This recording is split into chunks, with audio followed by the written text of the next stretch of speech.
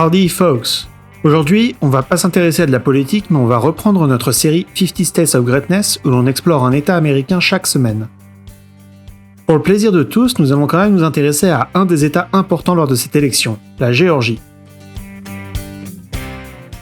La Géorgie est un des États de la côte Est. Au nord se trouve le Tennessee et la Caroline du Nord.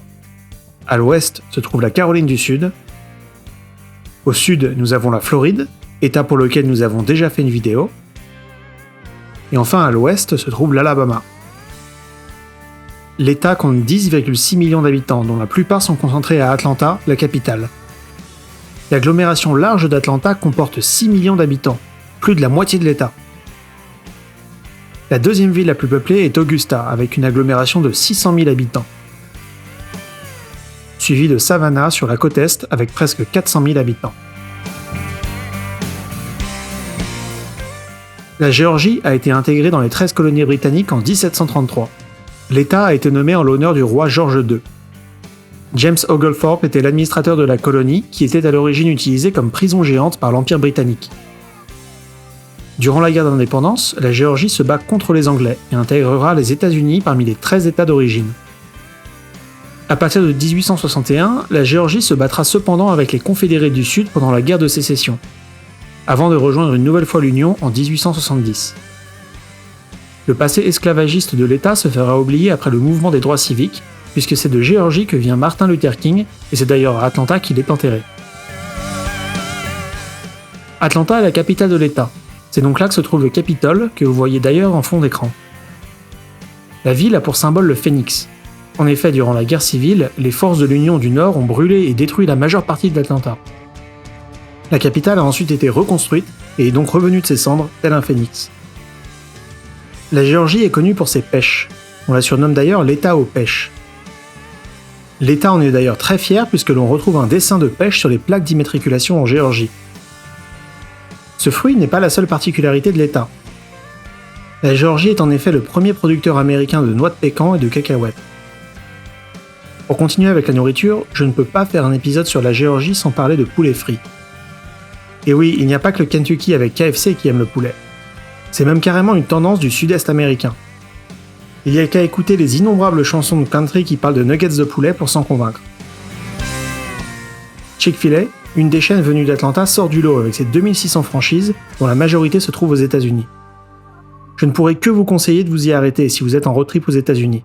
C'est bien entendu le meilleur poulet frit pour moins de 10 € l'assiette, bien entendu, que vous trouverez en beaucoup d'endroits.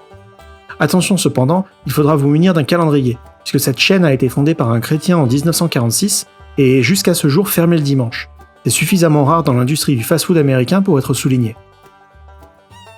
La Géorgie est aussi connue pour être le berceau d'une des boissons les plus connues au monde, et qui est le symbole de l'Amérique. Non, ce n'est pas le whisky, je vous parle bien du Beaujolais américain, j'ai nommé le Coca-Cola.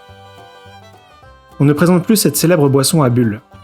Inventée en 1886, cette boisson est disponible partout dans le monde, parfois sous un autre nom.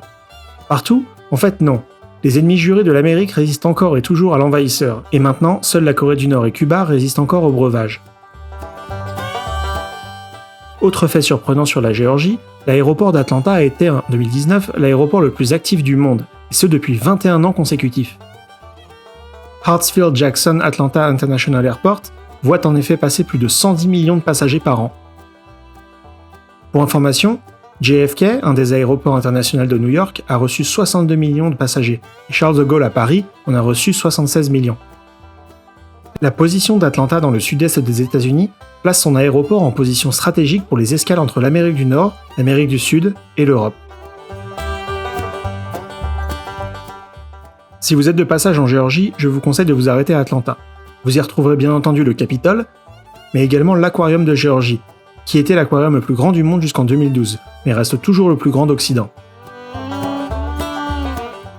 C'est également à Atlanta que vous trouverez World of Coca-Cola, un musée consacré à la célèbre boisson et à son univers. Le prix de 18 $ de ticket pourra en rebuter certains, mais le musée vaut le détour. Lorsque j'y étais en 2015, on repartait de la visite avec une bouteille de Coca-Cola fabriquée dans la mini-usine sur place. Et en fin de parcours, vous pouviez goûter toutes les différentes variantes de la boisson disponibles dans le monde entier.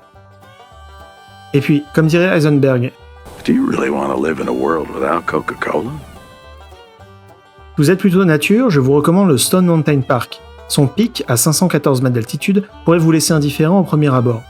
Mais le sommet de cette structure naturelle géante de granit n'est accessible qu'en téléphérique et la belle vue vous y est garantie. Bien entendu, si vous êtes fan d'océan, toute la côte atlantique de la Géorgie vaut le détour, à commencer par Savannah, puis en descendant vers la Floride. Merci d'avoir regardé la vidéo, j'espère que ce nouvel épisode de 50 States of Greatness vous aura donné l'envie de voyager pendant cette période de confinement. Vous êtes nombreux à m'avoir fait des suggestions sur les prochains états à couvrir dans la série, n'hésitez pas à me laisser le vôtre en commentaire, likez la vidéo pour m'aider sur YouTube et inscrivez-vous si c'est pas déjà fait, vous êtes sur The American Dream, God bless America.